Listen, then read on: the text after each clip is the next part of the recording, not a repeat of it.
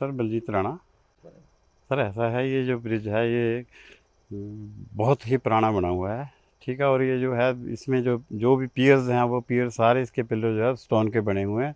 ये हमारे को याद है कि बहुत पुराना ब्रिज बना हुआ है। और इस ये ब्रिज जो है, जो जब नेशनल हाईवे वालों ने यहाँ रोड का निर्माण किया था उस टाइम भी ये जो है उस डीपीआर में नहीं लिया गया था, क्योंकि ये इसी को ऑलरेडी बना हुआ जो है उसमें बताया गया था कि बना हुआ है। लेकिन इसकी तो इतनी बहुत बुरी हालत है।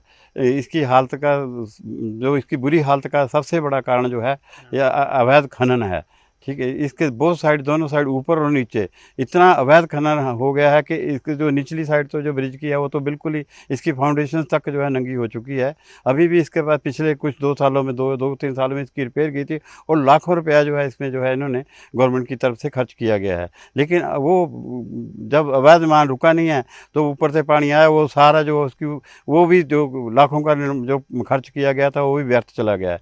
अब वहाँ तो ऐसा बुरा हाल, आप वहाँ देखें। अब आज जो हम इंटरव्यू दे रहे हैं इस टाइम भी सर, जो आज भी दिन रात यहाँ जो है माइनिंग चली हुई है और इसमें इतने डिपार्टमेंट इन्वॉल्व है। खुद आईपीएच डिपार्टमेंट विभाग को, इसको मीन्स नेशनल हाई वाले, पीडब्ल्यूडी, सभी को अथॉरिटी है। वो देख रहे हैं बिल्कुल ब्रिज के बिल्कुल साथ, बिल्कुल 100 मीटर पे जो है वहाँ अवैध खनन हो रहा है। दिन रात जेसीबी, टिप्पर, ट्रैक्टर्स वगैरह जो है लगते हैं और चोरी से अवैध निर्माण हो रहा है। लोगों की ज़मीनों में जो है, ज़मीनों के साथ लगती हुई भूमि सारी इन्होंने विड्थ ऑफ जो है खड्ड वो चौड़ी कर दी है।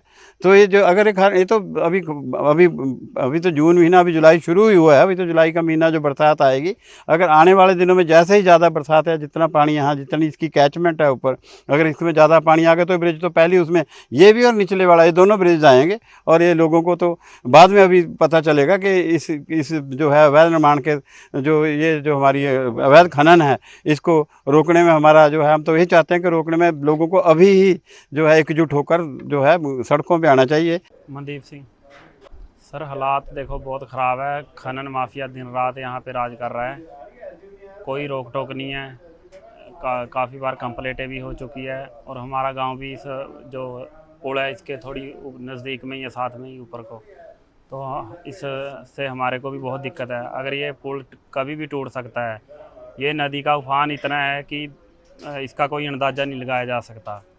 जैसे बरसातें हो रही है ऊपर कुल्लू मनाली की तरफ, अगर यहाँ पे भी इतनी भारी बारिश हो गई तो ये पुल को टूटने में ज़्यादा समय नहीं लगेगा और सारा अपना जो भी पूरा वाला एरिया है सारा बंद हो जाएगा। इधर पंजाब से आग होकर आना पड़ेगा इसको।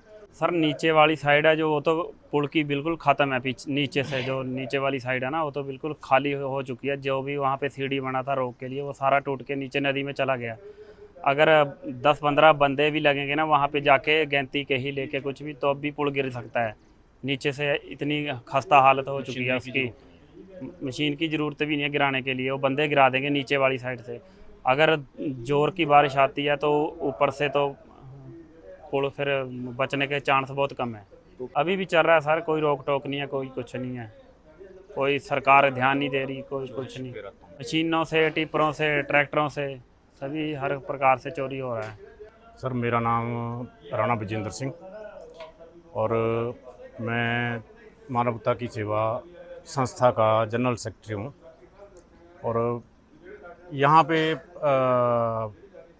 पुल के जो हालात है हमारे बहुत दयनीय है, यानी कि तीड़ें आई हुई है, त्रेड़ें आ गई, बहुत बुरा हाल है। इसका कारण अवैध माइनिंग, और वैध कह लो चाहे अवैध माइनिंग कह लो, क्योंकि सबसे ज़्यादा माइनिंग ही कारण है इसका।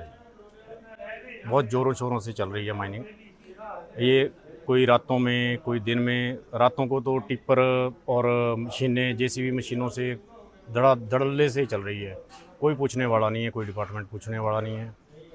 बाकी जो कोई मान लो कोई संस्था वाले या कोई भी बोलता है तो वो फिर वो उनको डरा दिया जाता है, या धमकियाँ मिलती है, कुछ भी मिलता है तो उनको डरा दिया जाता है। ये तो सर रोपड़ में मिलेगा अब, उसके बाद तो अब रोपड़ में ही मिलेगा, क्योंकि ना तो इसकी रिपेयर के लिए कुछ किया जा रहा है और ना ही माइनिंग को रोका जा रहा है। मैं retired honorary captain Sikandar Singh Jugral, गांव जगतपुर और एक्स प्रधान ग्राम पंचायत जगतपुर। ये ਜੇ ਪੁਲ ਹੈ ਜੋਗੋਂ ਵਾਲਾ, ਜਿਹਨੂੰ ਜੋਗੋਂ ਵਾਲਾ ਹੀ ਮੋਸਟਲੀ ਕਹਿੰਦੇ ਲੋਕ, ਵੀ ਜੋਗੋਂ ਵਾਲਾ ਜਿਹੜਾ ਪੁਲ ਹੈ, ਜਦ ਨੈਸ਼ਨਲ ਹਾਈਵੇ ਦਾ ਉਹ ਹੋਇਆ ਇਹਦੇ ਸਰਵੇ, ਤਾਂ ਇਹਨਾਂ ਦੀ DPR ਨਾਲ ਕਿਉਂ ਨਹੀਂ ਗਈ? ਕਿਆ ਕਾਰਨ ਹੈ ਕਿ ਉਹ ਨੈਸ਼ਨਲ ਹਾਈਵੇ ਦੇ ਇੰਨੇ ਤੰਗ ਤਾਂ ਪੁਲ ਕਦੀ ਹੁੰਦੇ ਹੀ ਨਹੀਂ। ਹੁਣ ਪੁਲ ਦਾ ਇਹ ਹਾਲ ਹੈ ਕਿ ਖਨਨ ਦੀ ਵਜ੍ਹਾ ਨਾਲ ਜਾ ਸਕਦਾ, ਕਿਉਂਕਿ ਇਹਦੇ ਉੱਪਰ ਤਾਂ ਹੋ ਹੀ ਰਿਹਾ ਜਿਹੜਾ ਹੋ ਰਿਹਾ, ਪਰ ਥੱਲੇ ਦਾ ਬਹੁਤ ਖਨਨ ਹੋ ਗਿਆ ਵਾ ਔਰ ਬਹੁਤ ਗਹਿਰਾ ਚੱਲ ਗਈ। ਦੀ ਜੜ੍ਹ ਹੈ ਜਿਹੜੀ ਉਹ ਖਤਮ ਹੋਣੇ ਵਾਲੀ ਹੈ, ਕਦੇ ਵੀ ਹੋ ਸਕਦੀ। जितनी बार भी दी रिपेयर हुई, कोई तकड़ी रिपेयर नहीं हुई, ये अच्छी रिपेयर नहीं हुई, जिस वजह से इसके जो रिपेयर होती है वो टूट जाती है। हर बरसात में टूटती है और हर गर्मियों में या सर्दियों में इसकी रिपेयर होती है, जिसका कोई मतलब ही नहीं है। अगर ये टूट गया तो लोगों को बहुत तकलीफ़ होगी और इधर को जितने भी लोग गांव है 20, 25 या 100, सबको वो तकलीफ़ हो जाएगी आने जाने में और बहुत लोगों का नुकसान होगा। ये आगे स्वार घाट जा रहा है, घाट तक के लिए जाने के लिए दिक्कत हो जाएगी। मेन कारण है खनन, जो खनन अवैध हो रहा है।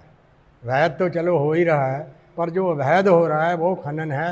और कभी भी जितनी भी अवैध खनन की वजह से जितने भी इधर को लोग बसे हुए हैं नदी के किनारे, रिया के हैं, जगतपुर के हैं या और किसी के हैं या गौशाला है हमारी, ये सब अवैध खनन की वजह से एकदम चले जाएंगे और नामो निशान नहीं मिलेगा इनका। ज़मीनें तो जाएंगी पर लोगों का आप लाइफ का भी लोगों के नुकसान का डर है। सिस्टम तो अभी प्रशासन ने बनाना है, हमारे पास में तो है नहीं सिस्टम बनाने का। सिस्टम यही है कि प्रशासन को ध्यान देना चाहिए, रात को यहाँ पर पेट्रोलिंग होनी चाहिए पुलिस की, जो कोई पकड़े। मोस्टली जो है ये खनन रात को ही होता है, जो अवैध खनन है ये रात को होता है। अब तो शायद दूसरा भी वैध भी बंद है खनन 2 महीने, पर ये वैध वाले नहीं हटते।